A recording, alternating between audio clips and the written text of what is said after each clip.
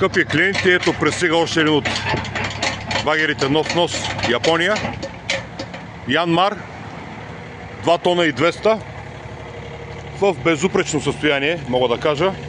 Това е на оригинална боя, хубави вериги. Ето в момента двигател работи, двама аспруха, въобще не мога да го чуеш. Гледайте какво става въпрос.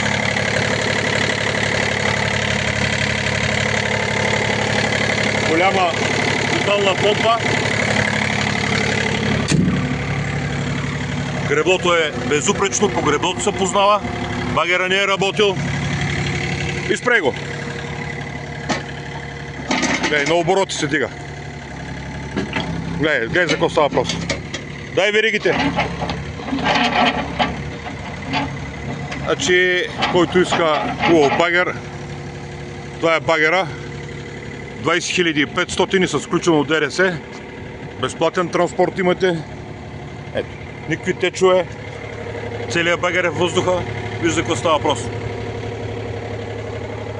Чупещо рамо, както трябва. Пускай го бавно. Лекичко да не направиш някаква беля. Така. Дигай се нагоре греблото. Дигни още греблото. Да. Греблото дигни. Така. Давай, махай го.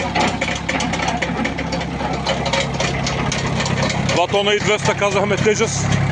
3 цилиндъра, дизел, водно охлаждане. Тотална помпа, много важно. Новия модел помпи. Не е секционна. Въобще машината се заслужава парите. Това е за тази машина.